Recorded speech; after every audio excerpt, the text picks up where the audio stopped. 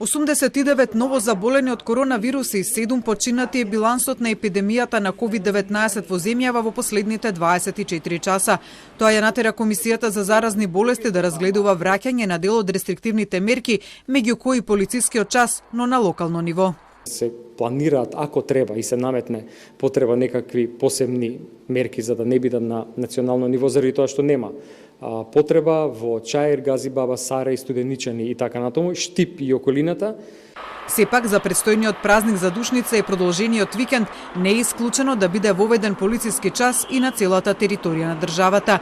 Инаку од новите случаи, денеска 35 се од Скопје, 27 се од Штип, додека Куманово по неколку дена едноцифрени бројки на заразени, денеска има 12 нови случаи. Во Тетово се регистрирани 7 нови случаи, во Кочани има 4, додека по еден регистрира Прилеп, Гостивар, Струмица и Свети Николе. Вкупната бројка активни случаи во Скопје сега е 298, каде најмногу од новите случаи се во Чаир. На листата со најмногу активни случаи следно е Тетово со 83, потоа Штип со 68, па Куманово со 55, 30 Прилеп и 27 Велес. Резултатите се добиени од 727 теста, од кои 312 теста се во рамки на скринингот во градинки геронтолошки установи во Прилеп и во Скопје, од каде како позитивни се покажале 3 случаи и тоа од геронтолошка установа во Скопје. Инаку Македонија денеска брои најголем број на починати од почетокот на епидемијата, 7 лица. 2 се од Скопје, 2 од Куманово, 1 стружанец и 2 тетовци. Најстариот од нив бил на 83 години, а најмладиот на 44.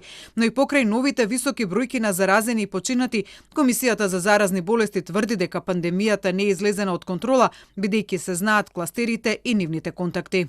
За Скопје, околу 70% од сите нови случаи се од веќе познати кластери, пред се од општините Чаир и Сарај, каде интензивно се работеше изминатите денови.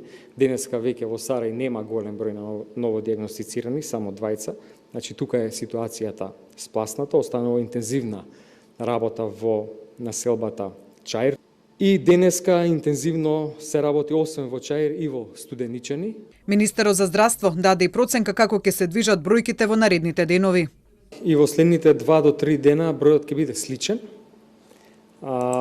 После тоа може да кажеме проценка и предпоставка и некоја прогноза согласно тоа колку контакти ќе дадат тие следни ново диагностицирани. Дури за викендот, вели Филипче, се очекува промена на ваквата слика. Тој при тоа информира дека здравствениот систем може да одговори на новонастанатата ситуација, бидејќи поголемиот број од новозаболените имаат лесна клиничка слика или се асимптоматски.